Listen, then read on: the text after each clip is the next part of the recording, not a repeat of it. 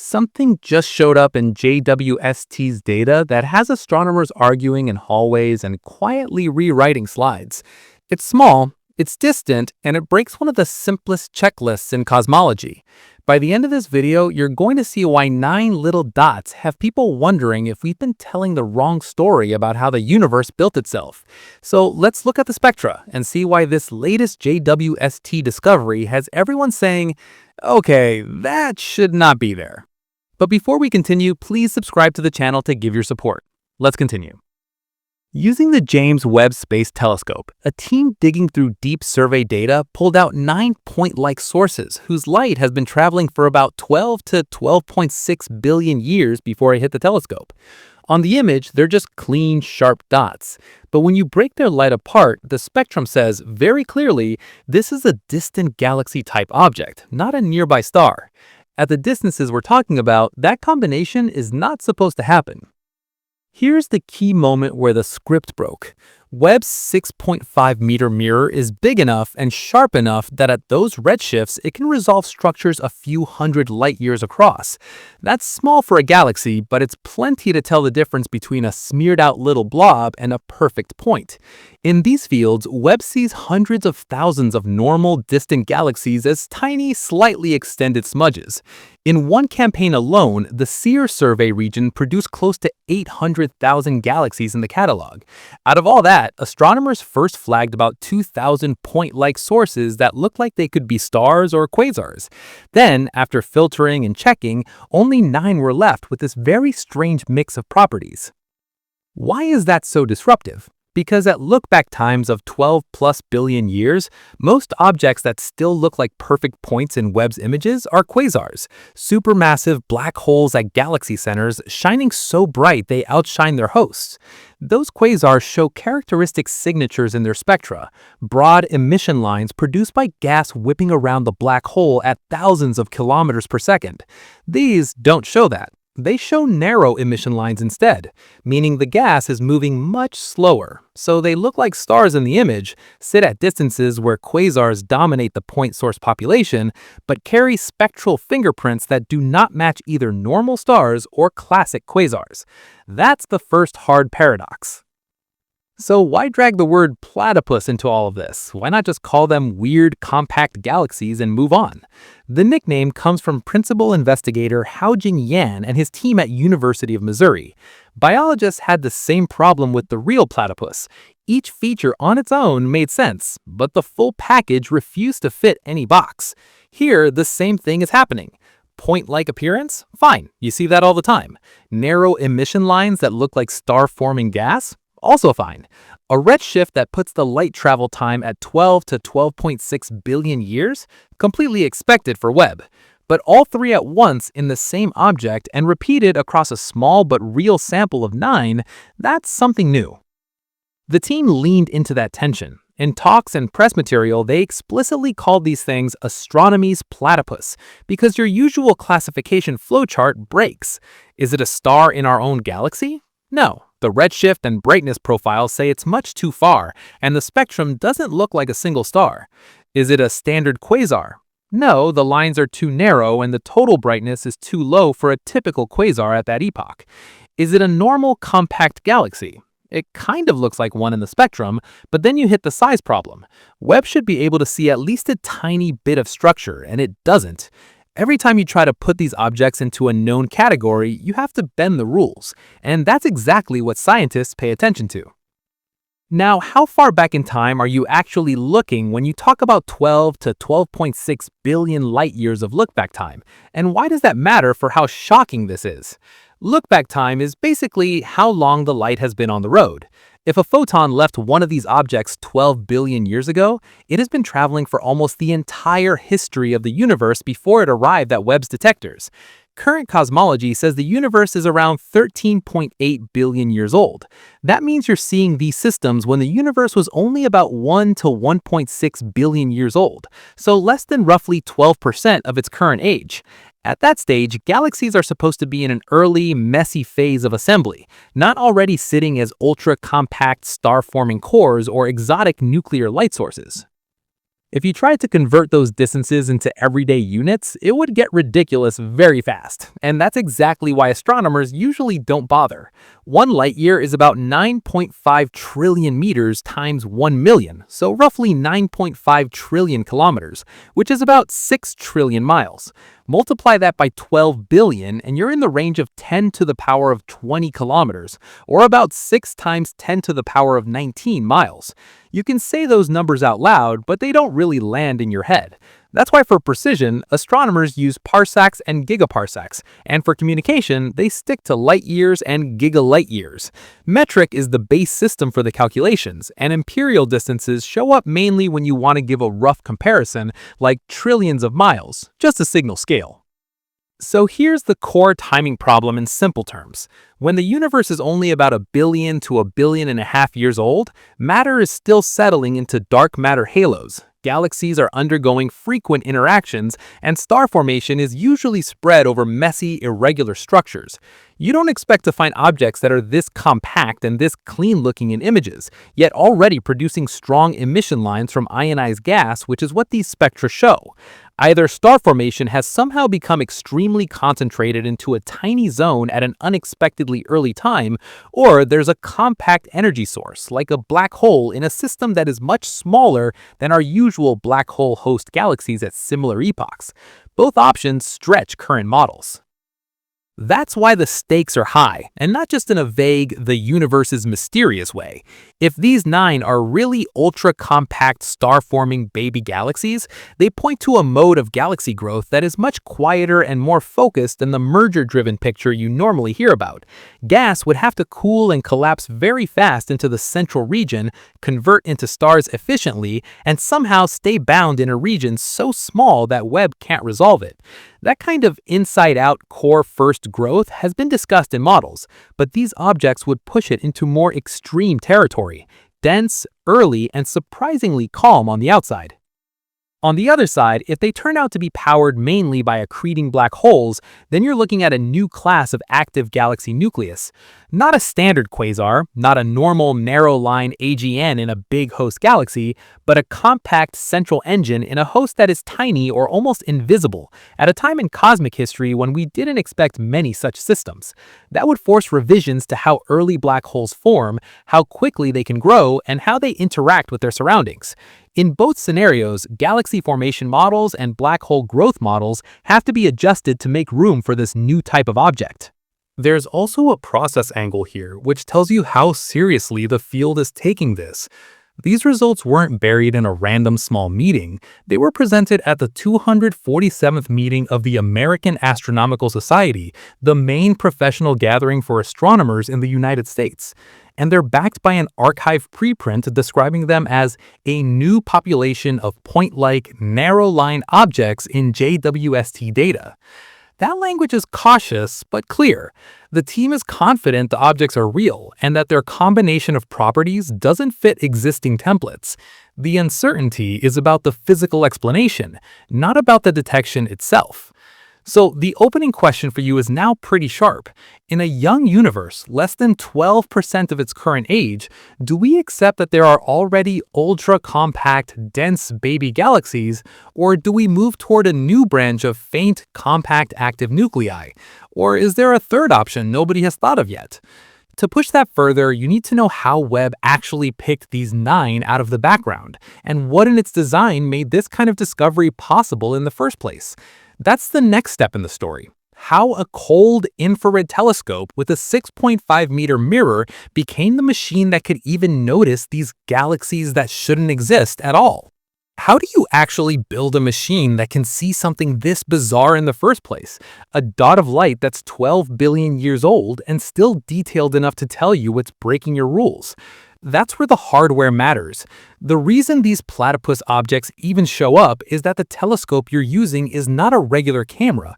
It's a 6.5-meter, gold-coated infrared mirror sitting 1.5 million kilometers from Earth. The mirror on the James Webb Space Telescope is made of 18 hexagonal pieces of beryllium, coated in gold to reflect infrared light efficiently. Put together, they act like one big 6.5-meter primary mirror, with a collecting area about 6 times that of Hubble. That size matters because a bigger mirror does two things at once. It collects more light from faint, distant objects, and it sharpens the image so you can separate tiny structures that would blur together for a smaller telescope. On top of that, Webb's instruments are tuned to wavelengths from about 0.6 to almost 28 micrometers, from deep red visible light out into the mid-infrared. Now, when light leaves a young galaxy 12 billion years ago, the expansion of the universe stretches that light, so the wavelengths end up several times longer by the time they reach you. A photon that started as ultraviolet, maybe a couple of hundred nanometers, can be shifted into the near-infrared, a micron or more. For redshifts of a few to around 5, that stretch factor is on the order of 5 to 10. Webb is built exactly for that problem. It can see those stretched wavelengths clearly, while a visible-only telescope would miss most of the signal. So when you hear infrared time machine, you're not hearing hype, you're hearing a simple fact. If you want to see very early galaxies, you need a telescope that is cold, sensitive in the infrared, and sharp enough to pick out details at those wavelengths. Webb checks all three boxes. So, if the telescope is this powerful across the sky, where do you point it to find something as rare as these 9 platypus objects? How do you even know where to look? You don't just scan randomly, you build deep survey fields. Teams have set up big extragalactic surveys like SEERS, Cosmos Webb, and UDS. They pick regions of sky that are relatively clean, not crowded with bright foreground stars or gas and dust in our own galaxy, and they stare at them for a very long time, sometimes hundreds of hours of total exposure time. Cosmos Webb, for example, mapped about half a square degree of sky with Webb's cameras, roughly 3 times the apparent size of the full moon. And from that one project alone, astronomers built a catalog of nearly 800,000 galaxies spanning almost all of cosmic time. SEERS and UDS add their own deep fields with complementary depth and filters. The platypus sample comes out of this ecosystem of surveys. Yan's team started with about 2,000 point-like sources across 3 of these wide JWST fields, SEERS, Cosmos, and UDS, and then started cutting that list down. The important thing here is that the 9 weird objects are not coming from a special "let's hunt for exotic things" pointing. They're hiding in normal deep data that were already taken for general galaxy evolution science. In that sense, they're a side effect of Webb's survey power. You run a standard pipeline, you get close to 1 million galaxies in a catalog, and then, buried among all the usual shapes, you notice that a tiny subset of sources are too sharp, too point-like at distances where they should be smeared out. The only reason you can do that kind of statistical search is because the surveys are huge and deep, and because Webb's instruments are stable enough that you can trust the shapes and brightnesses you're measuring. But spotting a dot in a sea of galaxies is step 1. How do you tell that these stars are wrong just from the images? That's where NIRCam comes in. NIRCam, the near-infrared camera on Webb, does most of the imaging in these surveys. It covers wavelengths from about 0.6 to 5 micrometers, and it has resolution down to around 0.07 arcseconds at about 2 microns. That 0.07 arcseconds number is the key. At the redshifts we're talking about for the platypus sample, that translates to physical scales of a few hundred light years. So a typical high redshift galaxy will still show up as a slightly extended object, a few pixels across in NIRCam images, not as a perfect point. Most of the distant galaxies in SEERS, Cosmos, or UDS behave exactly like that. They're tiny, but visibly extended. Stars in our own Milky Way, on the other hand, are effectively at 0 cosmological distance, so they appear as pure point sources that match the telescope's point spread function. When Yan's group looked at the platypus objects, they found that their light profiles were basically indistinguishable from point sources, with measured sizes only a few percent larger than the theoretical point spread function. For the sharpest of them, the inferred physical size is under a kiloparsec, so under about 3,200 light years, and for some, much smaller, down near a few hundred light years. So the first red flag is purely geometric. At the distances implied by their redshift, these things are too compact, too unresolved to be normal galaxies. If all you had were the NIRCam images, you would probably catalog them as distant quasars or foreground stars and move on. but their colors already start to look odd for ordinary stars, and that pushes you to the next step. You need spectra. You need to turn light into detailed fingerprints. That's where NIRSpec enters the picture, and this is the instrument that really breaks the "they're just quasars" explanation. NIRSpec, the near-infrared spectrograph, is Webb's main multi-object spectrograph. It covers roughly 0.6 to 5.3 micrometers and can graph spectra for dozens to hundreds of sources at once in a field of about 3.5 arc minutes on a side. When you disperse the light of one of these platypus objects with NIRSpec, you get a spectrum with emission lines from elements like hydrogen and oxygen. Those lines are shifted to longer wavelengths by the expansion of the universe, which gives you the redshift and therefore the look-back time. In a classic quasar, those emission lines are broad. They have wide wings because gas is orbiting a central black hole at thousands of kilometers per second, so the Doppler effect spreads the wavelengths out. For the platypus sample, the lines are narrow and sharp, corresponding to gas velocities of only a few hundred kilometers per second. NASA's own write-up compares typical quasar lines to smooth hills, and these new objects to thin spikes. Spectroscopically, they look more like compact star-forming regions or narrow-line AGN, not like the broad-line quasars that usually dominate the point source population at these distances. So you have this chain of evidence built from the hardware. NIRCam says this is a point, NIRSpec says this is distant and has narrow lines, not a star, not a broad-line quasar, and the survey data say these are rare but not unique. We see 9 of them across 3 wide fields. When you put that together, you get exactly the paradox we started with. Objects that look like stars in the image sit in the early universe by their redshift and carry spectra that say galaxy-like but extremely compact. That raises the next question, and it's the one that really digs into what these things are physically, not just how we see them. If the telescope and instruments are all behaving as expected and all the checks say the measurements are real, then what kind of system can stay this small, this early, and still show the kind of star-forming or nuclear activity we're seeing in the spectra? That's where we turn from the hardware to the actual astrophysics of the platypus objects, to what makes a galaxy like this so compact and strange in the first place. How do you take something that looks exactly like a clean, sharp star in a JWST image, and then say with a straight face, this is probably a galaxy? That's the first thing that makes these platypus objects so uncomfortable. In the images, they're unresolved, point-like spots, even for a 6.5-meter space telescope that can normally tease out structures a few hundred light-years across at these distances. That tells you right away that whatever they are, their visible extent must be smaller than that resolution limit. So you're talking about sizes under a few hundred light years, maybe a couple of hundred light years across, which is a few quadrillion kilometers or a few trillion miles. And that number is not a precise size. It's an upper limit, smaller than this, not exactly this.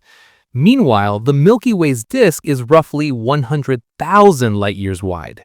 So you're comparing something less than a few hundred light-years to something 100,000 light-years across. You're looking at an object that, if it really is a galaxy, is at least a few hundred times smaller in diameter than our own, and yet bright enough to show up cleanly 12 billion light-years of look-back time away. So if it looks like a star, why not just call it a star and move on? What stops astronomers from taking the easy answer? The first blocker is distance. When you get a spectrum and measure the redshift, you find that the light has been traveling for about 12 to 12.6 billion years. You're not dealing with some foreground object in the Milky Way. You're dealing with something that lived when the universe was only around 1 to 1.6 billion years old. A star in our own galaxy would not show that huge redshift. Its light would not be stretched by the expansion of the universe that much. On top of that, the overall color and brightness patterns don't match what you'd expect from a single star or even a tight group of normal stars. The luminosities are too high, and the spectral energy distributions look more like what you see in compact galaxies or active galactic nuclei than in isolated suns. Then you look at the detailed spectrum, and that's where individual stars really lose the argument. Stars show relatively simple spectra, absorption lines from their atmospheres, and in some cases, emission from surrounding material. These platypus objects show strong nebular emission lines from ionized gas, the kind of thing you see when a whole region of gas is being lit up by many young stars or by a central energetic source, not just one star's surface. The line ratios, how strong one line is compared to another, also don't line up with standard stellar templates. So the combination is wrong for stars. Wrong distance, wrong brightness, wrong spectral features.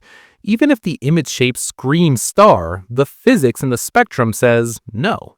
If they're not stars, the next usual category for bright point sources at these distances are quasars and other active galactic nuclei. So the obvious question is, why not just call them faint quasars? What exactly breaks there? In a standard quasar, gas near a supermassive black hole is moving at thousands of kilometers per second. That's 1 to 3% of the speed of light, so around 3,000 to 10,000 kilometers per second, or roughly 2,000 to 6,000 miles per second. And those speeds Doppler broaden the emission lines, turning each line into a wide, smooth feature in the spectrum. When you plot brightness versus wavelength, you don't see thin spikes, you see broad bumps and wings extending over a large velocity range. The platypus objects don't do that. Their emission lines are narrow and sharp. The gas velocities implied are more like a few hundred kilometers per second, not several thousand. That's still fast by everyday standards, but it's calm compared to quasar inner disk speeds. If you tried to force a quasar model onto these spectra, you'd have to explain why the gas so close to the black hole is somehow moving slow enough to keep the lines narrow, which contradicts basic accretion physics. So the ordinary quasar explanation fails on line width alone. You can bend some pieces of the picture, but you can't reconcile narrow, jagged emission peaks with the velocities you'd expect near a supermassive black hole that dominates the light. There's another problem for the quasar idea. Classic quasars usually sit in host galaxies that, with JWST's resolution, should show at least a hint of extended light around the point source, especially at lower redshifts. With these platypus objects, you basically just see the point. If there is a host, it's either incredibly compact or extremely faint compared to the central source, or both. So if you insist they're AGN, you're forced into a corner where you have to invent a new subtype, hyper-compact narrow-line active nuclei living in hosts that you can't resolve even with JWST. That's not impossible, but it means you're already admitting the category is new. So if you cross off normal star and normal quasar, what's left? The spectra give you another important clue. They look star-forming.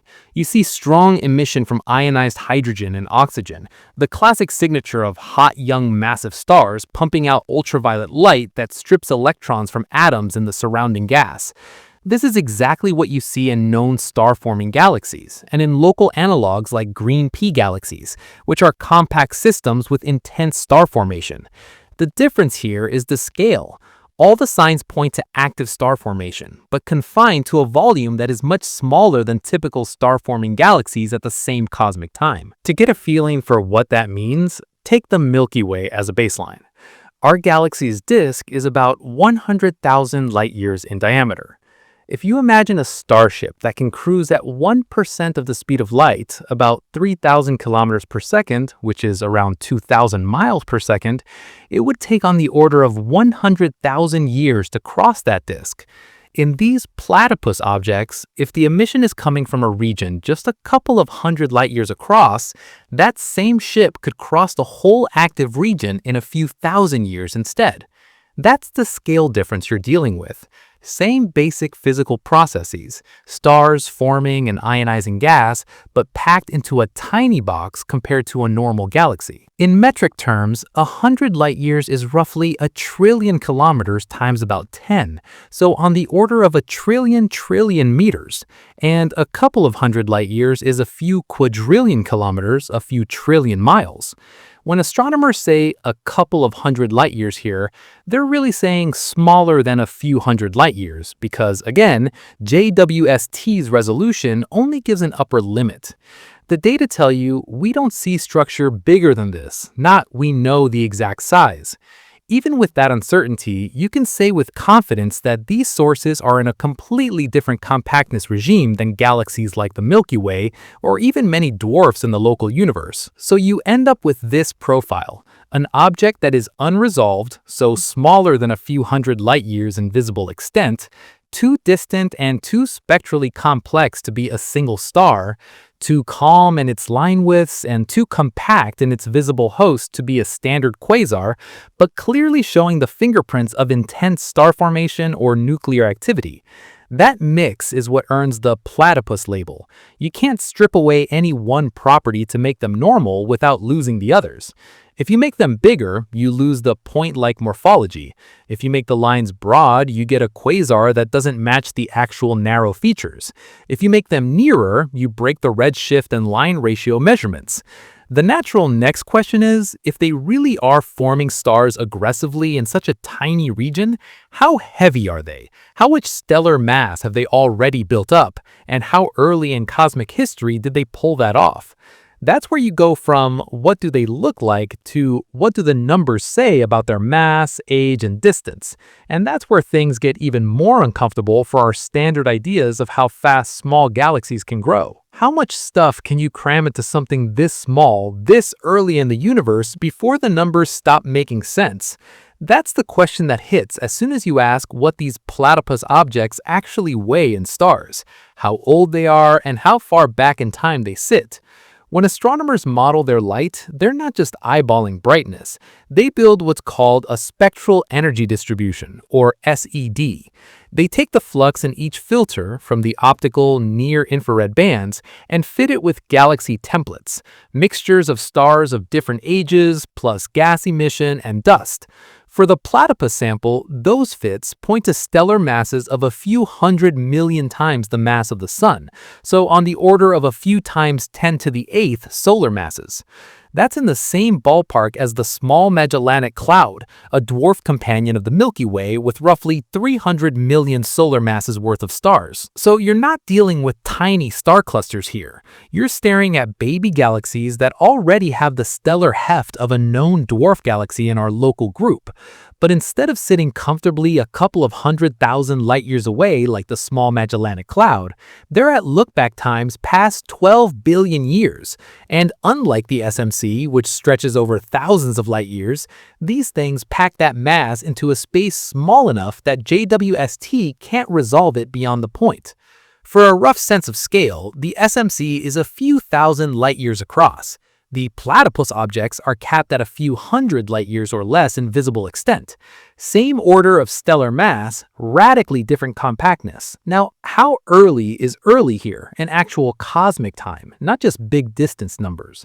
When we say 12 to 12.6 billion light years of look-back time, we're literally talking about how long the light has been traveling before it hit Webb's detectors. Current cosmology says the universe is about 13.8 billion years old. So if a photon left one of these sources 12 to 12.6 billion years ago, that means you're seeing it when the universe was only about 1 to 1.6 billion years old. That's less than roughly 12% of the universe's current age. In everyday terms, it's like opening a 300-page history book and by page 10 finding that someone has already built dense, mature city centers. You expected scattered villages, and instead you're staring at something closer to an early downtown. This timing is what makes the mass number so uncomfortable. Galaxy formation models already work hard to build enough stars in the first billion to 1.5 billion years to match all the bright galaxies JWST has found. Adding a population of ultra-compact systems with Small Magellanic Cloud-level masses at the same epoch pushes that tension further. You don't just need stars, you need them to form fast, efficiently, and in a very confined region. That brings us to how long these systems have probably been around as active star formers. The spectra don't just tell you redshift, they also give you clues about age. The relative strength of emission lines compared to the underlying continuum and the shape of the continuum itself are sensitive to how recently the stars formed. For these platypus objects, the line strengths and color suggest very young stellar populations, with estimated ages less than about 200 million years. That's a rough number, with uncertainty. But even with wiggle room, you're talking about systems that may have gone from no stars to hundreds of millions of solar masses in stars in well under 250 million years. To put that in perspective, the time between the non-avian dinosaurs dying out and humans appearing is on the order of 65 million years to a couple of 100 million years, depending on how you define us. You're looking at galaxies that might have assembled most of their visible stars in a window comparable to that, but on a cosmic scale near the start of the universe's history. If you could fast forward the early universe like a time lapse, these things would flick on as dense, compact cores in a very short interval. That kind of rapid star formation episode is not unheard of in models, but doing it this early in such a compact package is extreme. Now, compare their compactness directly to something you can visualize. The Small Magellanic Cloud spreads its stars over several thousand light years. Let's say its effective radius, the region where most of the stars are, is a few thousand light years. The platypus objects, by contrast, have upper limit radii on the order of a few hundred light years, and the actual sizes could be smaller. If you shrink the radius by a factor of at least 10, the volume goes down by a factor of 1,000, because volume scales with the cube of the radius. That means that, for similar stellar masses, these platypus systems could be hundreds to thousands of times denser in stars than a local dwarf like the SMC. Think of population density as a crude analogy.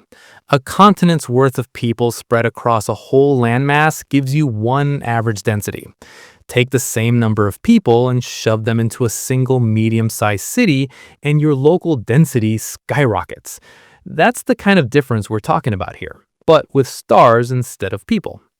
In metric units, a few thousand light years is around 3,000 times 9.5 trillion kilometers, so almost 3 times 10 to the 17 kilometers in diameter. A few hundred light years is more like 3 times 10 to the 16 kilometers. Same stellar mass, much smaller physical radius. The gravitational potential well in the center of such a system is deep, and the stellar environment is crowded. There's another angle here you can't ignore. This density and youth, combined with the early cosmic age, puts real pressure on our assumptions about gas physics. To get a few times 10 to the 8th solar masses of stars in under roughly 200 million years, you need gas that can cool quickly, collapse without being blown apart too violently by supernovae and stellar winds, and keep forming stars efficiently instead of shutting itself down. Standard semi-analytic models and numerical simulations often predict that feedback from young stars should heat and expel gas, especially in small galaxies, slowing further star formation. These platypus objects seem to represent the opposite outcome: highly efficient, concentrated star formation in a very small volume. On top of that, you're not just stuffing mass into a tiny space at any random time. You're doing it when chemical enrichment is still low. Early galaxies generally have low metallicity, meaning fewer elements heavier than helium, because not many generations of stars have exploded yet. Low metallicity can actually help gas cool in some regimes, but it also changes how stars form and evolve. If these systems really did put together a small Magellanic Cloud-sized mass of stars this fast and this early, they become interesting testbeds for how low metallicity star formation behaves under extreme conditions. So, summarizing the numbers, the SED fits give you stellar masses of a few 100 million suns, similar to a local dwarf galaxy. The redshifts translate to a universe only 1 to 1.6 billion years old in a standard cosmology. The spectral ages suggest these systems might be younger than about 200 million years, and the upper limits on size tell you they're at least hundreds of times denser in stars than something like the Small Magellanic Cloud.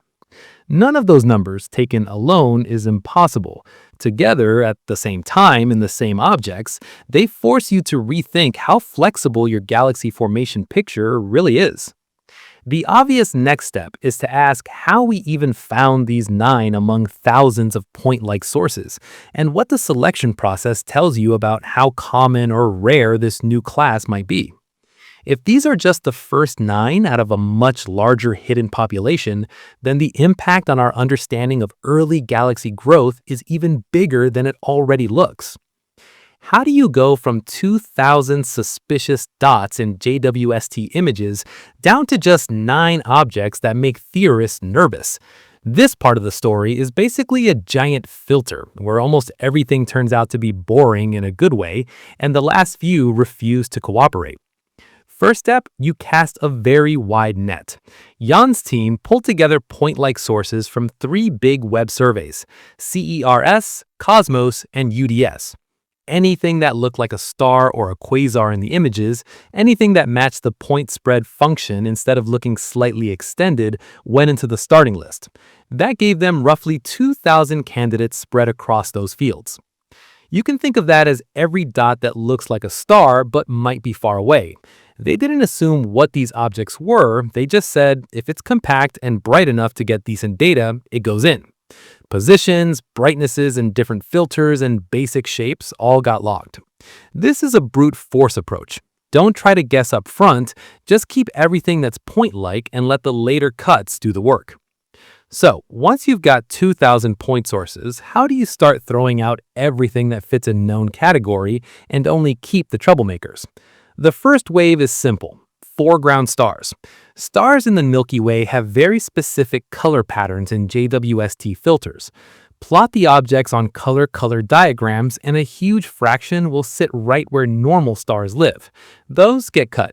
You also check their brightness and basic context in the field. Nearby stars often have colors and magnitudes that just don't fit high redshift galaxies. Anything that matched the stellar locus was flagged as probably a star and removed. Next, you deal with classic quasars and AGN. For some of the brighter sources, there is already spectroscopy from JWST or earlier telescopes. Broad emission lines with gas moving at a few thousand kilometers per second, about 2,000 to 6,000 miles per second, are a clear AGN signature. Those objects go into the ordinary quasar bucket and are cut from the weird list. Even without full spectra, very luminous blue point-like sources with known quasar-like colors are easy to classify and remove. Then you handle nearby compact galaxies. Some low redshift galaxies can look small and bright enough to masquerade as distant objects in just a couple of filters. Photometric redshift fitting, matching their colors across many bands to galaxy templates, lets you estimate their likely distances. If the best fits put them at modest redshift, not at 12 plus billion years of lookback time, they're out. Every time you run one of these cuts, the list of candidates shrinks. Normal stars, gone. Classic quasars, gone. Nearby compact galaxies, gone. After all those filters, you're left with a much smaller group that refuses to sit comfortably in any normal bin. In the end, that list collapsed to just 9 point-like sources with high redshifts and odd spectra. At this point, you could ask how much of this is just color-based guesswork, and how much of it is nailed down with actual spectra. The answer is important, because colors alone can be misleading. For at least a subset of these 9, the team has spectroscopy from JWST instruments like NIRSpec or similar facilities. That means the light isn't just measured in broad filters. It's split into fine wavelength bins so you can see individual emission lines. Those spectra give precise redshifts in the range Z equals 3.6 to 5.4, which corresponds to lookback times of about 12 to 12.6 billion years in a standard cosmology. Even more important, the line shapes are measured. Instead of broad features corresponding to gas moving at 3,000 to 10,000 kilometers per second, about 2,000 to 6,000 miles per second, the lines in these objects have widths corresponding to only about 150 to 360 kilometers per second. That's more like the velocities you expect in ionized gas regions in compact galaxies or narrow-line AGN, not in the inner disks of classic quasars. So you're not just looking at a red thing and guessing, you're reading a detailed velocity pattern off the spectrum. The spectroscopy also confirms that these objects are too far away to be stars in our own galaxy, and too faint and too narrow-lined to be regular quasars. NASA's summary of the work makes this explicit. The team whittled down a sample of 2,000 sources across several Webb surveys to identify 9 point-like sources that existed 12 to 12.6 billion years ago, and the spectra don't fit existing definitions. That's the key. Imaging plus colors narrow the list, but spectra are what lock in distance and line width, and those numbers are what really rule out the usual suspects. So once you've got 9 objects that break your flowchart, do you sit on them until everything is perfectly understood? Or do you take them straight to the community and let everyone attack them? Jan's team chose to go public early, with clear data and an honest statement that the interpretation is still open. They presented the results in a press conference at the 247th meeting of the American Astronomical Society in Phoenix, the main professional astronomy meeting in the US. Under the title, "A New Population of Point-like Narrow-Line Objects Revealed by the James Webb Space Telescope." In parallel, they posted the full analysis as an archive preprint, laying out the selection criteria, the morphological measurements, the spectra, and the basic physical properties, redshifts, estimated masses, ages, and so on. That timing matters for you as a viewer. You're not hearing about something that's been folded into textbooks for decades. You're hearing about an object class that was literally announced in early 2026, based on first-generation JWST surveys, with theorists still arguing over whether these are ultra-compact star-forming galaxies, a new subclass of narrow-line AGN, or something that doesn't fit either template cleanly. The data, point-like morphology, high redshift, narrow emission lines, are solid. The labels are not. You're watching the moment where new information forces the field to adjust its categories. The obvious next tension is this.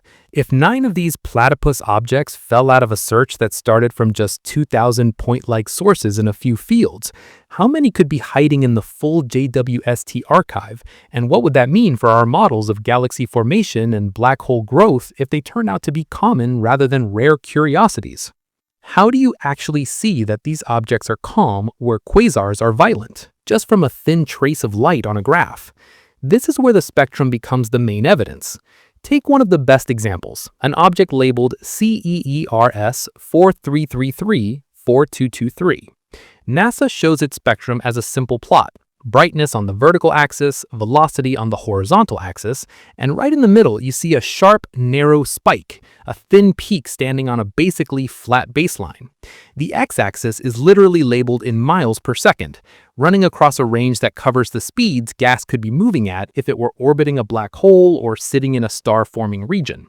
Instead of a broad hump spreading over thousands of kilometers per second, you get a tight feature indicating gas velocities of only a few hundred kilometers per second, a few hundred miles per second at most. That narrowness is not a cosmetic detail, it's a fundamental clue about what kind of engine is inside. In a classic quasar spectrum, those same emission features, for example from ionized hydrogen or oxygen, are smeared out. Gas close to a supermassive black hole can orbit at thousands of kilometers per second, 1 to 3% of light speed, which is roughly 3,000 to 10,000 kilometers per second, about 2,000 to 6,000 miles per second. That range of speeds shifts the light by different amounts, so the line gets broad. On a graph, you'd see a hill with wide wings stretching far from the center. For CEERS 4333-4223 and the other platypus objects, NASA's plot shows the opposite: a thin, needle-like spike with very little extension to high velocities. That tells you the gas is not racing around in the innermost regions of a black hole accretion disk. It's moving, but it's not being flung around at extreme speeds. So what does that narrow shape mean in physical terms? Narrow lines usually come from gas clouds that are feeling the gravity of a whole region, stars plus dark matter, rather than just the raw pull of a central monster black hole. The velocities are more like what you get in the interstellar medium of a compact galaxy, not in the immediate surroundings of a quasar.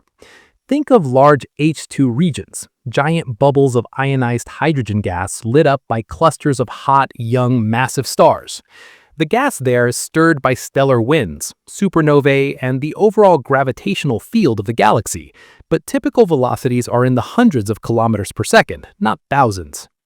When you see narrow emission lines at high redshift, a natural interpretation is this is gas ionized by star formation. possibly with some contribution from a relatively mild active nucleus. For the platypus objects, the line widths are consistent with that calmer regime.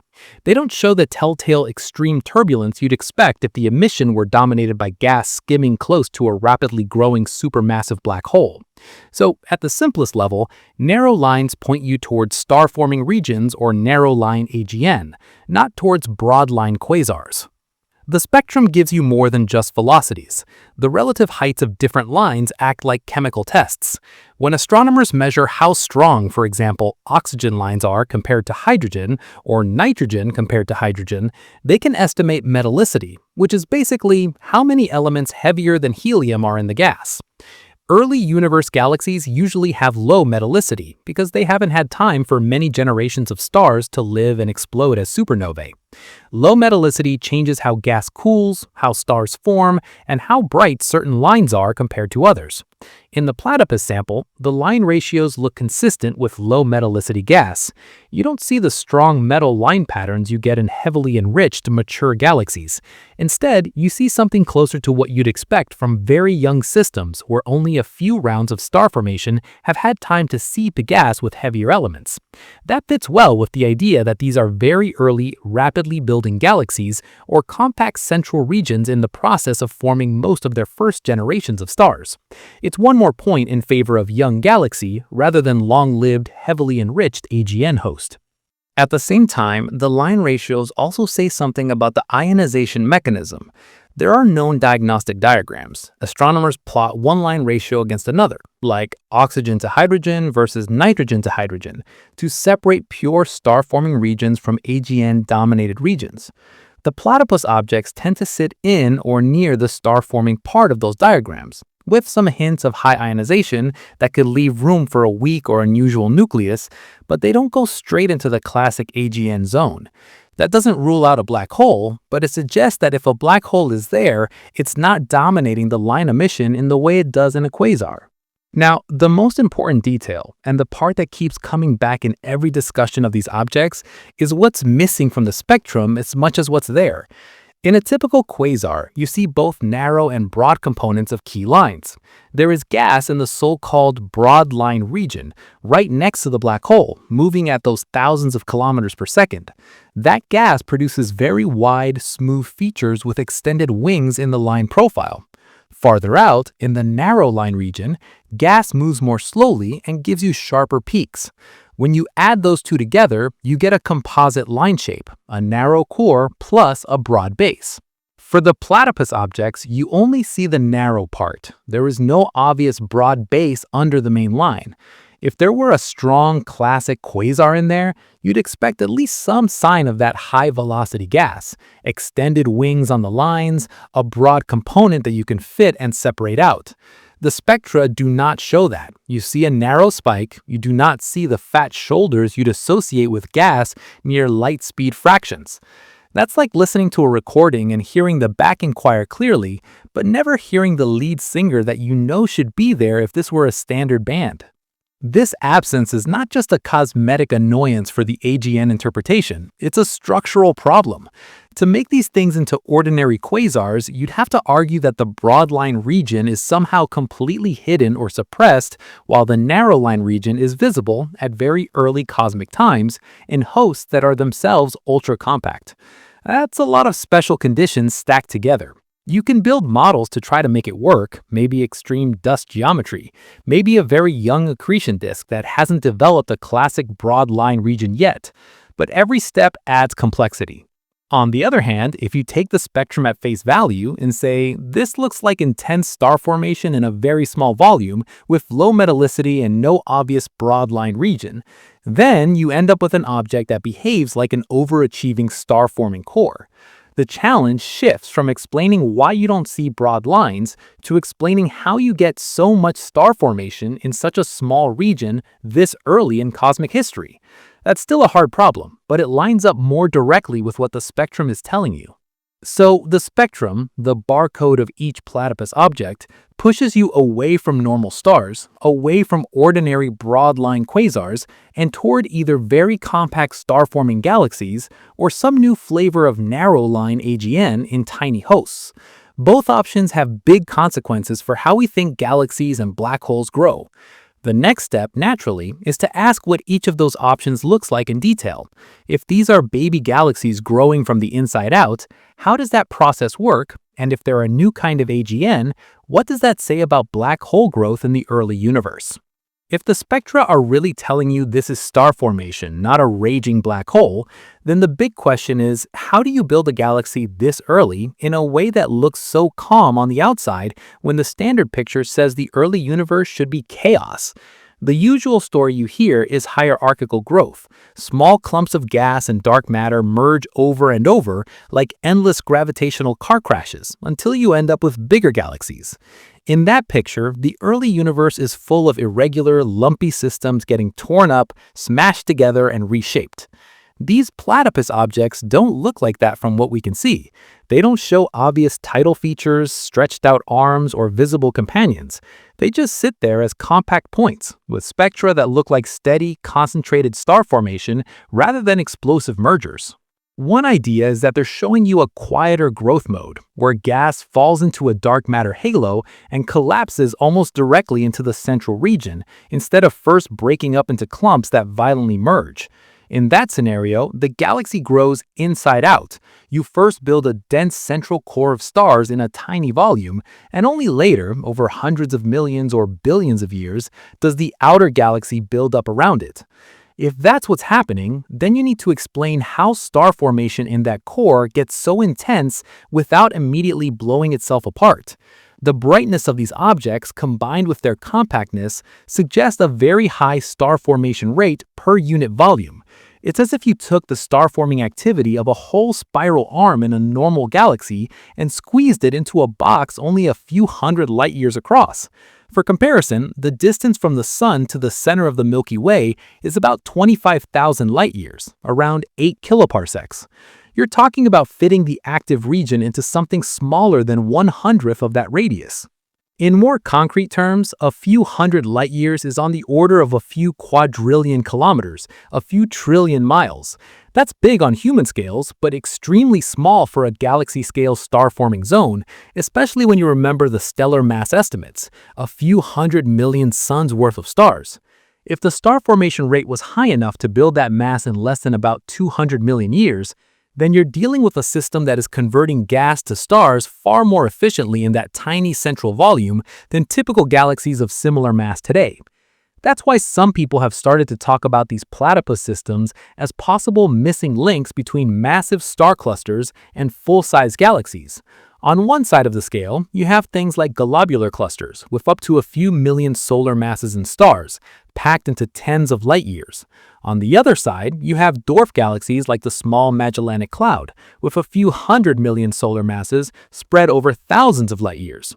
These platypus objects land somewhere in between in terms of mass and size, hundreds of millions of solar masses, but confined to a few hundred light years or less. That intermediate position is interesting because theory has long debated how you go from cluster-scale objects to galaxy-scale systems. Do you just scale up, or is there a distinct stage where something like a protobulge or nuclear star cluster forms before the rest of the galaxy? If platypus objects are real examples of such stages at high redshift, they give you a concrete target. Here is a compact, high-density stellar system in the early universe with galaxy-like mass but cluster-like size. It's like catching galaxies halfway between a star cluster phase and a fully extended galaxy phase. For models and simulations, this is where things start to bend. Most semi-analytic galaxy formation models and many large cosmological simulations work with average relationships. They assume typical star formation efficiencies, typical size-mass relations, and fairly standard feedback from supernova and stellar winds. Those assumptions generally stop you from packing too many stars into too small a space, especially in small halos, because feedback should heat and expel gas, lowering the future star formation rate. Platypus objects push directly against that. To get something this dense, this early, you have a few options, none of them totally comfortable. One is to boost gas cooling efficiency. Maybe the conditions in these halos, density, temperature, low metallicity, local radiation fields, let gas radiate away energy and collapse faster than the models usually assume. That would feed star formation in the central region more efficiently. Another option is that feedback behaves differently than expected. Maybe supernova explosions and stellar winds in these particular systems don't couple as strongly to the surrounding gas, so they don't blow it out or heat it as much as current recipes say they should. That would let gas stay bound or quickly recool, keeping the star formation pipeline open instead of shutting it down. You might need, for example, different assumptions about how energy from supernovae is distributed in low-mass, high-redshift halos, or about how radiation pressure works in dense, early environments. A third possibility is that we're underestimating the role of environment and initial conditions. If these objects live in especially dense regions of the cosmic web, where gas supply is strong and steady, they could keep feeding that compact core for a long time without being disrupted by major mergers. That would give them time to build up a large stellar mass in a small volume, even with normal feedback, as long as the inflow is high and relatively smooth. On the flip side, if they sit in more isolated halos with fewer interactions, that might also help preserve their compactness by avoiding the kind of violent tidal features and extended structures that mergers create. Whatever the detailed physics, the bottom line for models is the same. You now have to reproduce, in simulations that claim to model galaxy formation, systems with a few times 10 to the 8th solar masses of stars, radii under a few hundred light years, ages under a couple of 100 million years, sitting in a universe that's only about 1 to 1.6 billion years old. If your simulation never produces anything like that and the observations hold up, then your recipes for star formation, feedback, or gas inflow are missing something important. And that's just if the baby galaxy explanation is right. There's still another camp arguing that a hidden black hole might be doing more work here than the spectra make obvious. If that's true, you're not looking at a quiet inside-out growth mode. You're looking at a new kind of active nucleus buried inside these compact systems. So the next question is obvious and raises attention again. What if these platypus objects are not just overachieving baby galaxies, but a new breed of active galactic nucleus operating in hosts that are smaller and denser than anything we're used to? If the spectra look too energetic for pure star formation, but too calm for a classic quasar, is there a middle ground where these things are actually active galactic nuclei in disguise? That's the second big option people are arguing about. Maybe these platypus objects are a new kind of AGN, not galaxy-only systems at all, but black holes running in a very compact mode. We do know a whole class of AGN in the nearby universe, where the emission lines are narrow. These are the so-called narrow-line AGN, sometimes labeled Type 2 AGN or narrow-line Sapir galaxies. In those systems, you also see strong emission lines, but they're much narrower than in broad-line quasars, because the gas you're seeing is on larger, slower orbits, farther from the black hole. Velocities there are hundreds of kilometers per second instead of thousands. Spectroscopically, some of the platypus objects share key traits with these narrow-line AGN: strong, high equivalent width lines, compact nuclear regions, and in some cases signs of high ionization that are hard to get from stars alone. So it's not crazy to say, this looks like a Type 2 AGN, just earlier in the universe. Line widths of about 150 to 360 kilometers per second sit right in the range used to classify narrow-line AGN. Some line ratio diagnostics even push at least one platypus object into the AGN-favored region, rather than pure star formation. Put simply, strong narrow lines plus high ionization is exactly what you expect when a central engine is blasting radiation out into surrounding gas, but you're not directly seeing the fastest gas right on top of the black hole. The problem is what you see in the images. In the local universe, narrow-line AGN live in obvious host galaxies. With Hubble or ground-based imaging, you can clearly separate the galaxy from the nucleus. Studies of thousands of narrow-line AGN from SDSS show that their hosts are typically extended galaxies with visible disks or bulges. Even when the nucleus is bright, you still resolve the galaxy structure with a decent telescope. With these platypus sources, that's not what JWST sees. The NIRCam images show them as point-like, with sizes only a few percent larger than the telescope's point spread function. The sharpest ones correspond to physical full-width half-maximum values under about 1 kilopars, so under roughly 3,200 light-years, and some are closer to 500 to 1,000 light-years. If there's a host galaxy there, it is either extremely compact, so that most of the stars are inside that sub-kilopars region, or it's so faint compared to the nucleus that it basically vanishes into the point source. That immediately puts stress on the narrow line AGN idea. In normal type 2 AGN, you see narrow lines because your line of sight to the broad line region is blocked by dust and gas, but the host galaxy is still visible over kilopar scales. Here, you seem to have the narrow lines without any obvious extended host. If they are AGN, then you're forced to invent a much more extreme category, hyper-compact narrow-line AGN, where the black hole, its narrow-line region, and most of the stars all live in a region a few hundred to 1,000 light-years across. Some astronomers are open to that, but it's clearly not just ordinary AGN at high redshift. It's something new. Next, you hit the mass budget. If an AGN is powering most of the light, there has to be a black hole doing the work. In the nearby universe, black hole mass and host stellar mass are correlated. The black hole is typically around 0.1 to 1% of the bulge stellar mass. For a platypus object with a few times 10 to the 8th solar masses of stars, that scaling puts the black hole mass in the range of roughly 1 to the 10 to the 5th to 1 to the 10 to the 6th solar masses. That's in the intermediate to low mass supermassive black hole regime. Not absurd by itself. But then you remember the timing and the compactness. These objects live when the universe is about 1 to 1.6 billion years old, and their stellar ages may be under 200 million years. You have to grow a 10 to the 5th to 10 to the 6th solar mass black hole in a system that is very small, very dense, and very young. There are ways to do that. Direct collapse black hole seeds, rapid accretion episodes. But it doesn't come for free. You're adding more special conditions, a dense gas environment, efficient feeding of the nucleus, and enough time before feedback blows out the gas. Also, if the AGN is powerful enough to dominate the light, you expect classic AGN fingerprints beyond just narrow optical infrared lines. You expect X-ray emission from the hot corona near the black hole, and mid-infrared bumps from hot dust in a torus around the nucleus. In current data, those bands are either shallow or missing for most platypus objects, so the AGN scenario is not yet fully tested.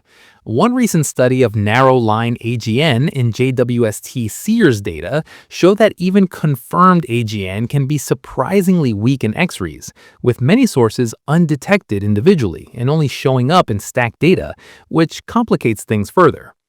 So how do you actually decide between hyper-compact AGN and baby galaxy core in practice?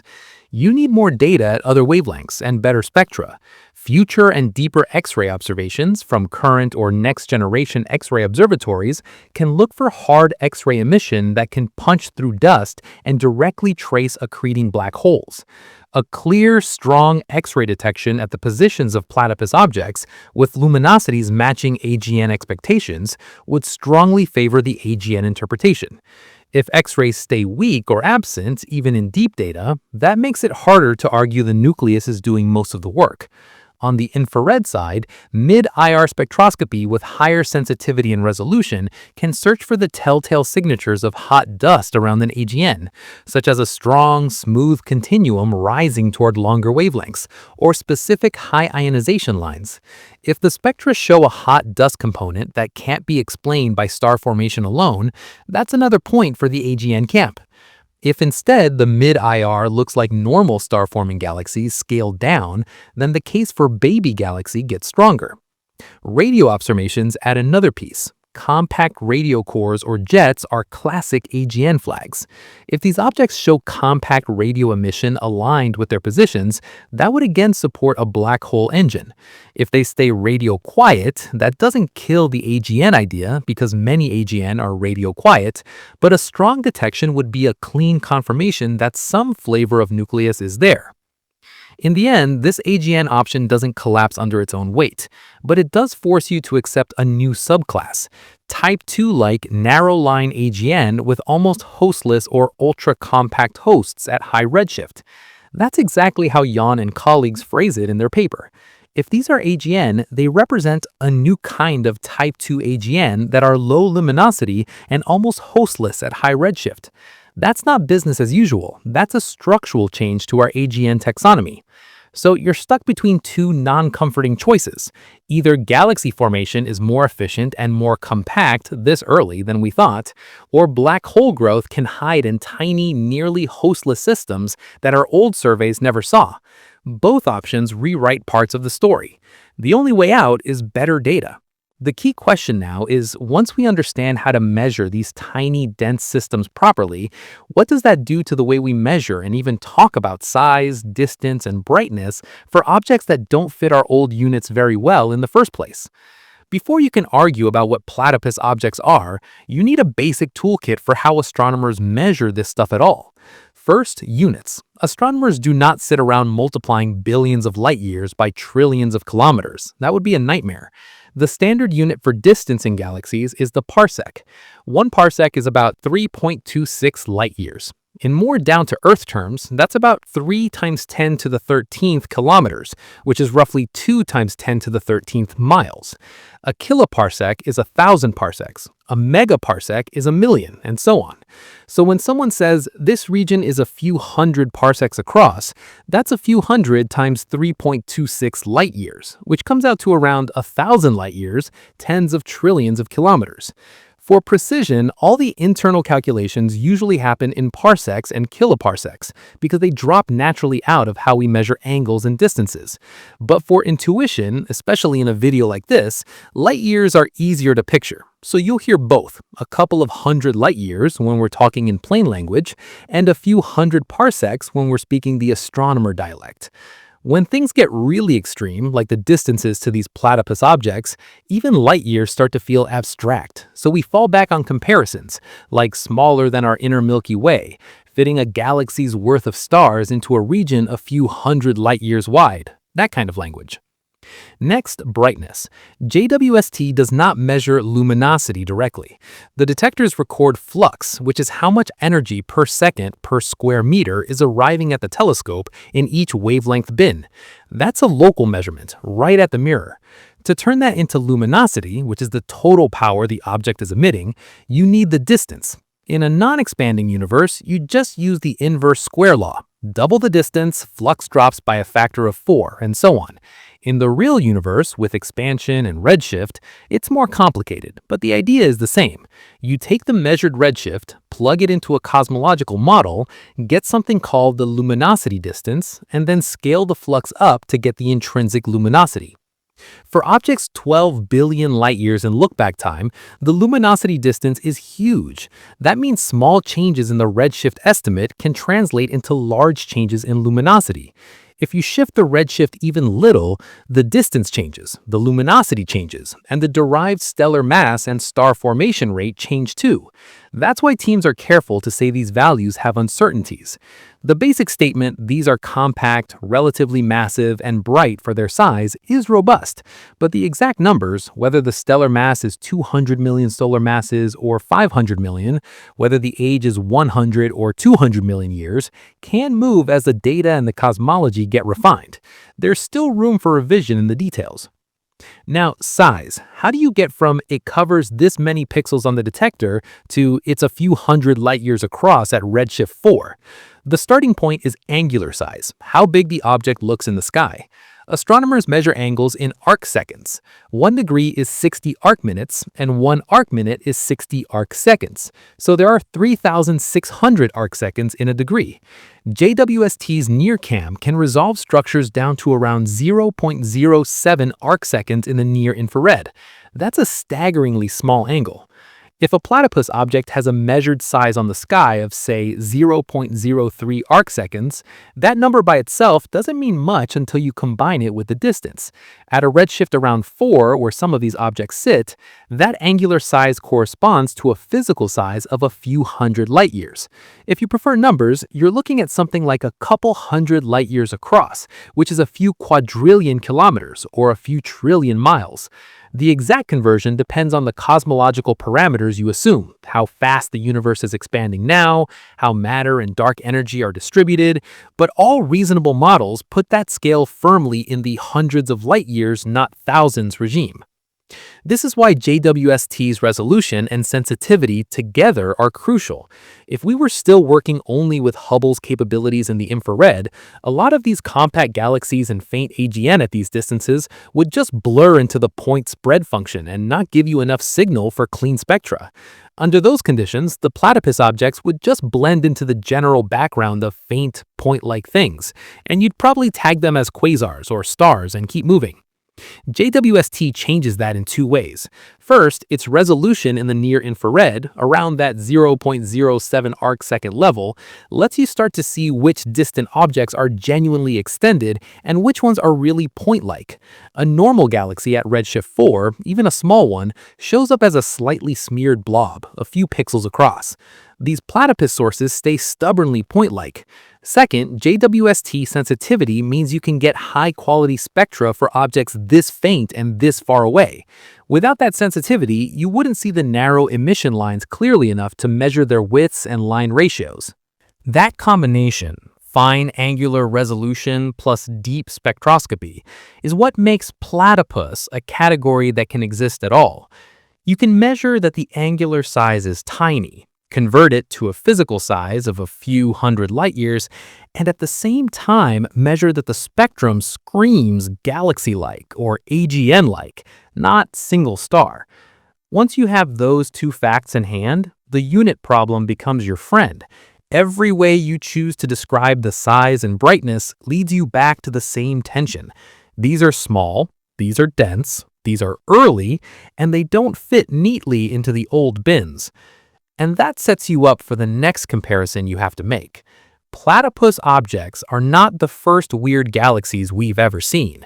We've had green peas, ultra-diffuse galaxies, jellyfish galaxies, ring galaxies. The question now is, how do these ultra-compact, early universe points stack up against all the other strange systems we found? And what makes this particular kind of weirdness more fundamental than just funny shapes on a telescope image? How do you tell if these platypus objects are just the latest in a long line of odd galaxies, or if they're a different kind of problem altogether? To see that, you have to line them up against the other strange categories we already know and see where they break the pattern. Start with green pea galaxies. These were found in Sloan Digital Sky Survey data by citizen scientists working on the Galaxy Zoo project. People noticed tiny, round, greenish blobs in the images, and when astronomers dug in, they turned out to be compact, intensely star-forming dwarf galaxies with very strong oxygen emission, especially from doubly ionized oxygen, the O3 line.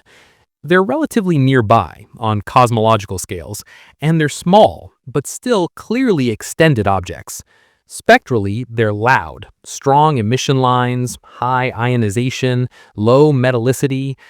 Platypus objects share some of that spectral behavior. You see strong emission from ionized gas, line ratios that hint at low metallicity and intense radiation fields, and high equivalent widths. If you looked only at the spectra, you could be tempted to say these are high redshift analogs of green peas. The problem is the scale and the distance.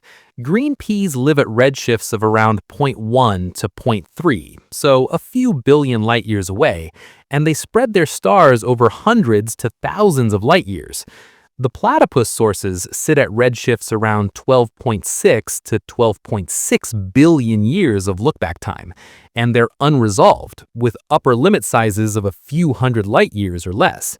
Same kind of emission line strength, but at much earlier times and in even more compact packages. So they rhyme with green peas spectrally, but they push that style of galaxy into a more extreme, earlier and denser regime. Now go to the opposite extreme. Ultra-diffuse galaxies, UDGs.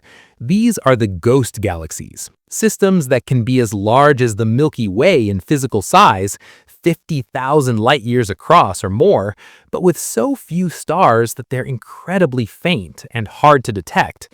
They have low surface brightness, meaning the number of stars per unit area on the sky is tiny. You can have something with a stellar mass comparable to a small normal galaxy, but spread out so much that each patch of it looks almost empty. Platypus objects are basically the mirror image of that.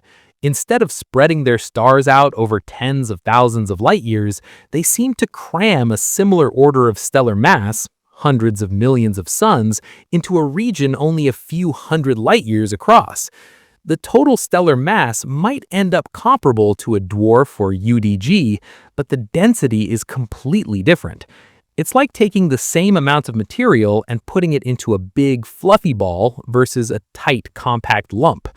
In everyday terms, you can think of it as the difference between something very spread out and faint and something very concentrated and bright, even if the total content is similar. Ultra-diffuse galaxies are weird because they're too big and too faint. Platypus objects are weird because they're too small and too bright for their epoch. Then you have all the classic morphological oddballs, jellyfish galaxies with long gas tails pointing away from them, stripped by the pressure of hot cluster gas as they fall into clusters. Ring galaxies formed by head-on collisions that send waves of star formation outward. One-armed spirals and lopsided systems like NGC 1961 in the Atlas of Peculiar Galaxies. In those cases, the weirdness is obvious from the image. You look at the picture and see distorted shapes, tidal tails, rings, asymmetries. They're clearly galaxies with visible extent and structure. The question is, what interaction or internal process made them look like that? Not, are they even galaxies at all? Platypus sources don't give you anything to look at in that sense. In JWST images, they're point-like. No visible arms, no tails, no rings, no warped disks. If they're being stripped, merging, or otherwise disturbed, that information is happening below the resolution limit, or is too faint to see. The morphology doesn't shout interaction, it just shrugs and says dot. All the interesting behavior is hidden in the spectrum and the physical parameters you derive from it, mass, age, size, and line widths, not in any obvious geometric feature. That's why this kind of weirdness is fundamentally different from the older categories.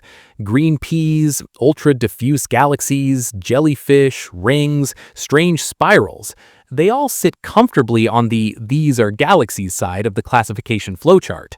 They stretch the range of shapes and surface brightnesses, but they don't make you question whether you're looking at a star, a galaxy, or an active nucleus. The object type is clear. The puzzle is about how it got that way.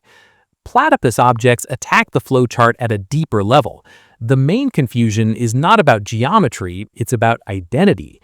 Are they ultra-compact galaxies, or are they AGN, or are they something that mixes both in a way we haven't seen before? The basic boxes, star, galaxy, AGN, are what we usually rely on as solid, and here they blur together. When your spectrum says galaxy-like, your morphology says star-like, and your line widths sit in AGN-like territory, but without the broad components, the classification itself becomes the problem. That's why these objects get so much attention. They're not just adding a new branch to the weird galaxy shapes tree, they're poking at the roots of how we label cosmic objects in the first place. Once you realize that, the stakes for theory go up. If your basic categories are shaky for even a small population of objects, then your models of galaxy formation and black hole growth, which are built around those categories, need to be stress tested. The obvious next step is to ask what these platypus systems do to our broader picture of how galaxies form, merge, and evolve in a lambda CDM universe, and whether they're telling us that some key part of that story is incomplete. How much does this little group of 9 dots actually threaten the big, comfortable story of how galaxies form? To answer that, you have to put them up against the backbone of modern cosmology, lambda CDM, the model where cold, dark matter clumps under gravity and dark energy drives accelerated expansion. In that framework, structure growth is hierarchical. Small dark halos form first, then merge to make bigger halos. Small galaxies merge into larger ones. Early on, that picture is messy. Lots of small, irregular systems bumping into each other, smashing gas together, triggering bursts of star formation. Platypus objects poke at that picture by suggesting that at least some galaxies may grow their central regions in a much more in situ way, right in place, without obvious merger drama. Instead of being shredded or interacting, they look compact and self-contained, yet already have a few times 10 to the 8th solar masses in stars in a region only a few hundred light years or less. That hints at a growth mode where gas flows into a halo, loses energy, and collapses directly into the middle, forming stars efficiently in that small core before any large disk or extended halo of stars appears. In other words, instead of lots of little things crashing together to build a bigger thing, you might also have one small halo quietly builds a dense nucleus from the inside out. The hierarchical picture doesn't go away, but these objects suggest that, layered on top of that, there's a channel for compact, relatively isolated bursts of star formation that build dense centers early, with the rest of the galaxy catching up later. That changes the balance between merger-driven growth and smooth in situ growth in the models. Then there's the dark matter side. If these platypus sources are really galaxies, they aren't just balls of stars. They live in dark matter halos. To trap hundreds of millions of solar masses worth of stars in a space only a few hundred light years across, the gravitational potential in the central region has to be deep. That usually means the central dark matter density has to be high. In many simulations, feedback from supernovae and stellar winds in small galaxies actually reduces the central dark matter density by pushing gas around and shaking the halo, turning steep cusps into flatter cores. Here, you may need the opposite. To keep such a dense core bound, either the dark matter halo started steep and stayed steep, or feedback doesn't couple efficiently enough to puff it up. That could mean that the recipes used in simulations for how energy from supernovae and hot stars couples to dark matter are too aggressive in some regimes, especially at high redshift and in very compact systems. If platypus-like galaxies are common at redshifts of 4, 5, and beyond, they could contribute a noticeable fraction of the UV background, especially if their geometry lets UV photons leak out into intergalactic space instead of being trapped by dust. That would change the math on how many ordinary galaxies you need to keep the universe ionized. You might need fewer if each compact core is punching above its weight in UV output, or you might need to re-weight which types of galaxies matter most. On the flip side, if these turn out to be a new breed of AGN, then you're adding another population of accreting black holes to the reionization budget. Even low luminosity AGN contribute hard UV and X-ray photons. That could shift some of the responsibility for reionization from small galaxies back toward black holes, which has been debated for years. Either way, these objects are telling you that the early UV landscape might be more diverse than the simple swarm of identical small galaxies picture. All of this raises a hard test for simulations. It's one thing to describe these scenarios with words, it's another to actually produce objects like this in a numerical model with realistic physics. High-resolution cosmological simulations, which track dark matter, gas, star formation, and feedback in expanding volumes of the universe, now have a very specific target. Can you form systems at redshift around 4 to 5 with stellar masses of a few times 10 to the 8th solar masses, physical sizes under a few hundred light years, young ages under roughly 200 million years, and either star-forming or narrow-line AGN spectra? If the answer is yes, if different groups with different codes all start to see platypus-like analogs popping up without cheating the physics, that's a big validation that our basic framework is flexible enough. It would still force refinements, but it would mean lambda CDM plus more detailed, better-tuned baryonic physics can handle these outliers. If the answer is no, if simulations that otherwise match the galaxy population fail to produce anything this compact and this early, then you're cornered. Either you're missing key processes, like some mode of gas inflow, cooling, or feedback that hasn't been modeled properly, or your interpretation of the observations is off, and these objects aren't what we think they are. That's where theory and observation push against each other directly. So the tension now is not just about what label to put on these 9 sources. It's about whether our galaxy formation theories can absorb them without major surgery, or whether they're the sign that some piece of the standard story is incomplete. The only way to break that stalemate is to go back to the observations and ask, how do we actually test these ideas more directly, not just with better theory, but with deeper data that can tell us which picture, hyper-compact baby galaxies, new breed of AGN, or something else, is actually happening in the sky? How do you actually decide if these things are overachieving baby galaxies or strange new AGN, instead of just arguing forever on slides? You do it the hard way. You go back to the sky and collect better data at more wavelengths on more objects. That's the only path out of the "it could be this, it could be that" loop. The first step is very simple on paper and very expensive in reality: more JWST time. The current images and spectra are good enough to say this is weird, but not good enough to close the case. With deeper imaging, you push the noise floor down and start to see whether there's any faint extended structure around the point source. If these are ultra-compact galaxies that already have a dense core, but also a very low surface brightness envelope of stars, a deeper near-cam exposure has a chance of revealing that halo. Even if it's only a few % of the total light, spreading it over a larger area would make it invisible in the current data but detectable in longer integrations. If you see a faint extended component appear, that's direct support for the baby galaxy core idea. There is a host, it's just extremely compact and faint. On the spectroscopy side, you want higher resolution and broader wavelength coverage. Right now, you know the lines are narrow and you have some basic line ratios. With deeper near-spect observations, and possibly with a mid-infrared instrument, MIRI, you can measure weaker lines, get cleaner line profiles, and improve the continuum signal. That lets you tighten the age estimates, the metallicity, and the ionization state of the gas. If the line ratios across a wide range of species keep lining up with star-forming galaxy templates, that's a big win for the galaxy interpretation. If they drift toward AGN-like diagnostic regions when you get better data, that pushes you back toward the nucleus scenario. You also check carefully for any hidden broad components in the line wings that might be buried in the current noise. A hint of a broad base under the narrow lines would be a smoking gun for an AGN contribution. Next, you step outside the infrared altogether and ask, if there is a black hole in there, is it lighting up the universe in other bands? Accreting black holes are usually strong X-ray sources. Even when they're obscured in optical and infrared, hard X-rays can punch through a lot of gas and dust. So one clear test is deep X-ray imaging at the positions of these platypus objects. Existing X-ray observatories like Chandra and XMM Newton can already do some of this, but the exposures would need to be very long to detect faint AGN at these redshifts. Future missions with better sensitivity could go even further.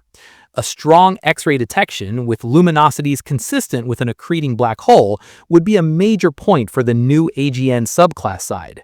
If you stack X-ray images at the positions of many platypus candidates and still see nothing, even in the combined signal, that weakens the AGN interpretation. Radio observations give you another independent check. Many AGN launch jets or have compact radio cores that show up in high-resolution radio images. Star-forming galaxies can also emit radio waves, mainly from supernova remnants and cosmic rays, but the patterns are different. If high-resolution radio telescopes find compact radio sources exactly where the platypus objects sit, with luminosities and spectra that match AGN rather than star formation, that again points to black holes doing serious work in the center. If the sources are radio quiet, that doesn't eliminate AGN. Most AGN are not radio loud, but a bright, compact radio core would be very difficult to explain with star formation alone. Then there's the statistics problem. Right now, we're talking about 9 objects.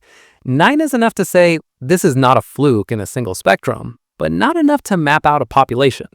Are these rare freaks the kind of thing you only see a handful of times in the whole observable universe?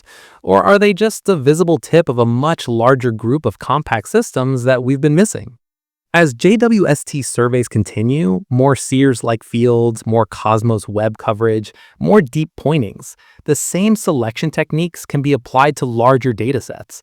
You start with thousands of point-like sources again, filter by colors, morphologies, and spectra, and see how many survive the cuts. If the number stays tiny as the area and depth increase, then platypus objects might be rare curiosities. They'd still matter for theory, but they'd be edge cases. If the number grows quickly, tens, then hundreds of candidates in larger surveys, then you're looking at a new branch of the early galaxy population. That shifts them from interesting anomalies to important contributors in models of galaxy growth and reionization. The difference between "we found a weird one-off" and "we just discovered a whole new branch of the galactic family tree" is exactly how the statistics turn out when the JWST archive is much fuller than it is today. There's also a neat trick the universe sometimes gives you for free: gravitational lensing. If a platypus galaxy happens to lie behind a massive foreground cluster, the cluster's gravity can bend and magnify its light. That magnification doesn't just make it brighter, it also effectively increases your resolution. You're using the cluster as an extra lens on top of JWST. In some cases, lensed galaxies at similar redshifts have been stretched into arcs or multiple images, letting astronomers study their internal structure at much finer scales than the telescope alone could manage. If any platypus objects turn out to be strongly lensed, that's a huge opportunity. A lensed platypus source could reveal faint extended components, subtle morphological features, or even multiple clumps merging in that are currently blurred into a single point. You might see a tiny extended halo of stars, or structure in the star-forming region, or even signs of small satellites merging in. That would tell you directly whether there is an extended host hiding just below the current resolution, or whether the object is truly as compact as it seems. It would also let you test how the mass is distributed. Lensing models combined with JWST's data can constrain how the light and mass are arranged in the source. All of these tests, deeper JWST imaging, higher quality spectra, X-ray and radio follow-up, larger samples, and opportunistic lensing, feed into the same core question. When you strip away observational limitations, are these objects mostly extreme examples of star-forming galaxy cores, or mostly a new category of active nuclei, or some mix of both? The more angles you attack them from, the harder it becomes for a wrong explanation to survive. If multiple wavelengths and bigger samples all converge on the same story, that's when you know you've really learned something new about how the early universe works. And if all of that effort confirms that JWST is routinely turning up objects that don't fit the clean star versus galaxy versus AGN boxes we're used to, then the implications spill beyond these 9 sources. It becomes a story about what JWST was actually built to do, not just refine what we knew, but expose structures and behaviors that force us to redraw the big picture. That's where we go next, what these discoveries say about JWST as a mission, and why a handful of odd objects buried in its archive might be the clearest proof that it's doing its job exactly right. How do you know a mission is doing its job when its job was basically show us things we don't even know how to ask for yet? That's the meta story with JWST, and platypus galaxies are pretty much the textbook example. On paper, Webb was built to push to fainter magnitudes, higher redshifts, and much finer detail than anything before it, especially in the infrared. In reality, it means it was designed to stumble into problems our models aren't ready for. These 9-point-like, hard-to-classify objects are exactly that. They look like stars, their spectra look like galaxies or AGN, and the combination doesn't fit any existing box. NASA and STSCI themselves are framing it that way, a previously unseen combination of features that hints at a possible new population of galaxies. The key point is that other telescopes probably would have just labeled these as generic point sources and moved on. Without JWST sensitivity and wavelength coverage, you don't get clean spectra at these redshifts. And without its resolution, you can't tell how compact they really are. JWST's design, cold, big mirror tuned to zero point 0.6 to about 28 micrometers, was specifically meant to open up the early universe in exactly this way. That's why you're seeing headlines from NASA, ESA, and places like Live Science and Universe Today all saying the same thing. These 9 galaxies are small, distant, and unlike anything we've classified before. There's another angle here that matters for how you think about JWST's future. The team did not point the telescope at a known platypus candidate. They didn't design a custom program that said, go find us ultra-compact narrow-line objects at redshift 5. They went into the archive. Yan's group combed through existing extragalactic fields, Sears and others, that were taken for broad galaxy evolution science. Only after those data existed, sitting on servers, did someone think to ask, okay, among all the point-like sources in here, how many don't behave like stars or quasars? That should tell you something important as a viewer. The JWST archive itself is a discovery engine. Every deep field, every multi-filter imaging program, every spectroscopic survey is not just for the original proposal. It becomes raw material for new questions that nobody wrote down in the original observing plan. The backlog of JWST data grows every cycle, and with it, the chance that someone will spot another taxonomy-breaking class just by deciding to slice the data in a new way. Platypus galaxies came from that kind of archive mining. There's no reason to think they'll be the last oddballs we pull out of the same datasets. Inside the community, the reaction is exactly what you'd expect when something hits both the data and the theory at once. A mix of genuine excitement and very deliberate skepticism. Astronomers are openly asking, are these really galaxies? Are they AGN? Are they nuclear star clusters in formation? Is there some selection or modeling bias we're missing? Articles and talks frame them as hybrids that don't place neatly into any one category and could be baby galaxies or something entirely new, which is polite code for we don't agree yet. That tension is not a bug. It's exactly where the useful science happens. If you're too eager, you slap a label on them and move on, and you might be wrong. If you're too cautious, you never admit they're a real challenge. Right now, people are doing the healthy middle thing. They're publishing the data, spelling out the options, and inviting others to shoot holes in the interpretations. The archive preprint literally calls them a new population of point-like narrow-line objects, and NASA's press release leans on the "we can't categorize them, they are so odd" quote. That's as transparent as it gets. And then there's the name itself, which is not just a cute branding trick. When the real platypus was first described in the late 1700s and early 1800s, some European scientists thought it was a fake. Someone had stitched together parts of different animals. It laid eggs like a reptile, had a bill like a duck, fur like a mammal. It forced biologists to rethink how they categorized animals and what traits really defined the group. People at STSCI and in talks at AAS 247 are leaning on that analogy on purpose. They're calling these astronomy's platypuses because they mash up features from stars, galaxies, and AGN in a way that makes the usual taxonomy feel provisional. That's the real lesson about JWST as a mission. Its success isn't just we measured some numbers more precisely, it's that it keeps throwing up cases where the categories themselves look shaky. You've already seen that with too massive, too early galaxies, weird dust in very young systems, and now a class of objects that won't pick a side between star, galaxy, and AGN. Every time that happens, you're watching the telescope do the one thing that justifies its cost: expose gaps in our understanding that we couldn't see before. And if a handful of tiny points in a few deep fields can shake galaxy formation models and AGN taxonomy this much, the obvious question is, what happens if this kind of thing holds up, scales up, and forces us to redraw not just a few details, but big pieces of our picture of how the universe built its structure in the first place? So what actually changes in your picture of the universe if this weird little class of objects holds up?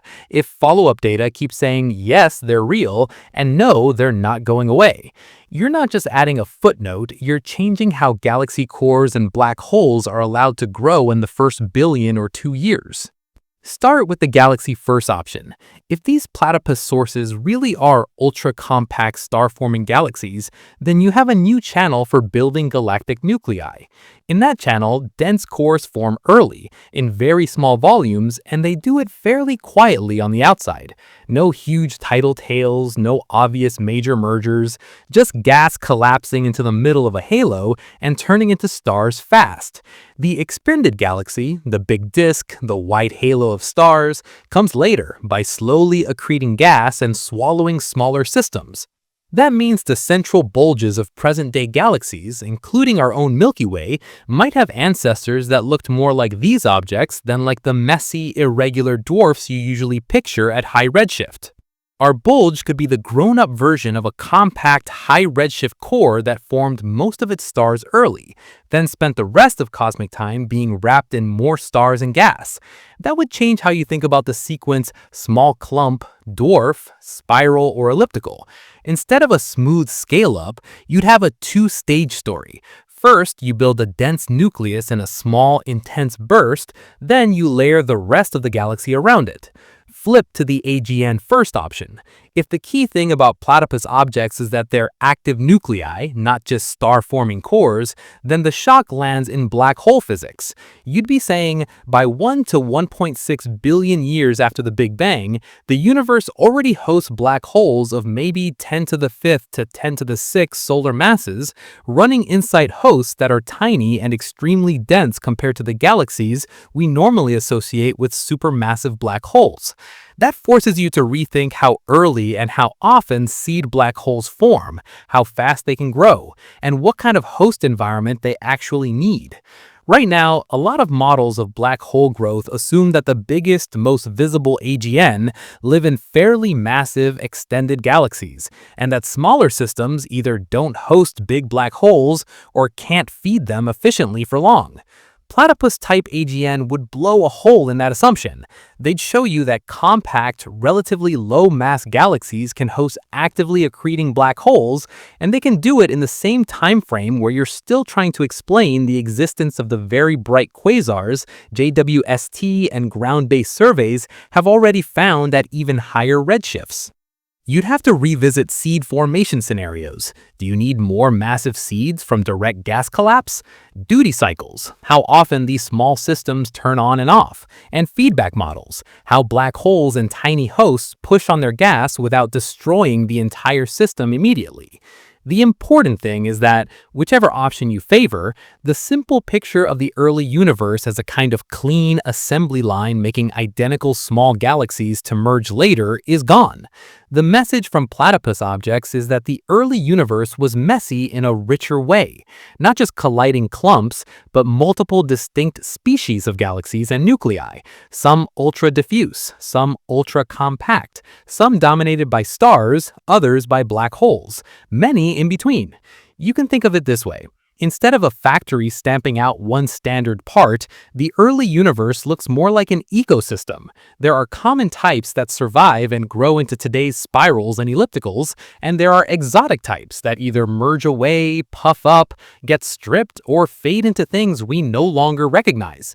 Platypus galaxies, or platypus AGN, would be fossils of that early diversity, snapshots of evolutionary paths that might not be common today, but mattered back then. You'd stop talking about the typical high redshift galaxy and start talking more seriously about a spectrum of types, including ultra-compact, high-density cases like these.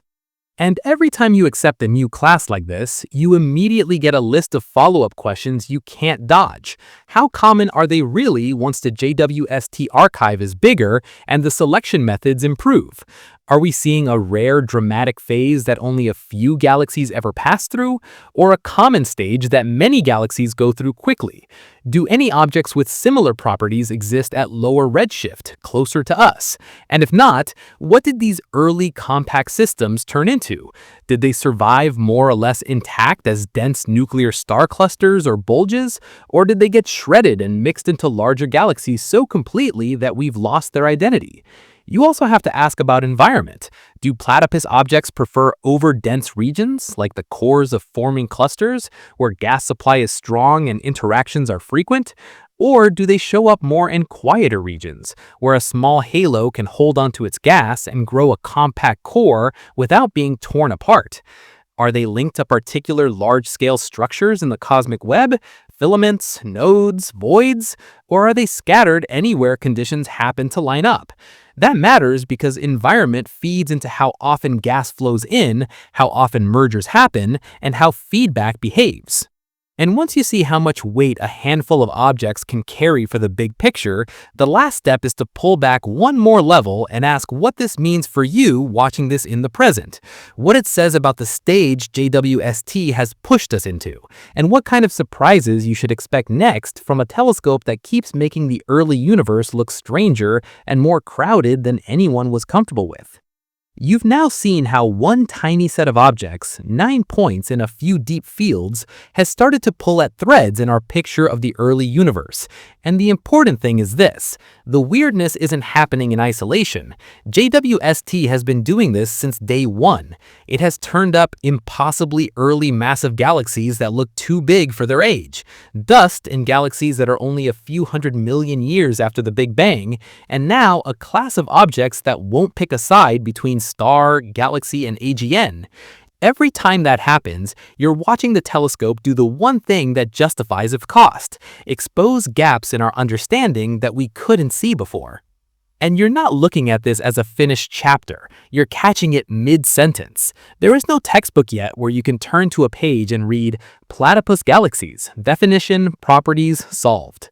The best you get right now is a preprint, a handful of talks, and a press release that basically says, here are the measurements, here are 2 or 3 plausible interpretations, we don't agree yet. That's the point. You are watching the process, not the summary. To get a feel for why they feel so unreasonable, you have to drag it back to human scale for a moment. Each of these things is smaller than many galaxies we know, probably a few hundred light years across at most, but holds hundreds of millions of suns. Take the mass of a dwarf galaxy like the Small Magellanic Cloud, cram it into a volume more like a big star cluster, and then place that object more than 10 to the power of 20 kilometers away, which is around 10 billion light years and change. Now drop a human-scale speed on top of that. Say you drive a car at 100 kilometers per hour, about 60 miles per hour, the kind of speed you see on a highway, and you never stop, no refueling, no brakes, just that speed forever. To cover a distance of order 10 to the power of 20 kilometers, you're looking at a travel time around 10 to the power of 15 years, a million billion years. The universe itself is only about 10 to the power of 10 years old, so that trip would take something like 100,000 times the age of the universe. And yet, at that distance, inside that tiny region, the universe has already put together a structure with hundreds of millions of stars and possibly an actively growing black hole. That's why this feels so strange. It's not just that the numbers are big, it's that the combination is extreme in every direction at once: size, mass, distance, age. These are small, dense, and early, and we only see them at all because JWST is sensitive and sharp enough to pick them out and split their light into useful spectra. So where does that leave you? It leaves you in a good spot if you care about real science, because the story isn't wrapped up. Over the next few years, you're going to see headlines about deeper JWST data on these objects, stacked X-ray analyses, radio follow-up, new simulations that either do or don't produce analogs, and more candidates pulled out of the archive. Some of that will confirm what we've talked about. Some of it will force corrections. That's normal. The uncomfortable feeling you might have right now that the categories star, galaxy, and AGN are not as clean as you thought is exactly where progress happens. And that brings you straight to the last question you should keep in your head after this video, because it's the one that points forward, not back. If this is what we find by accident in a few JWST deep fields, just by mining existing data for point-like sources that don't behave, what are we going to find when people start designing surveys specifically to hunt for cosmic platypuses, when the goal from day one is to track down every ultra-compact, early universe oddball the telescope can see? This video is for educational or entertainment purposes only, and information provided in the video may be incorrect. If you enjoyed the video, consider subscribing to the channel and like the video.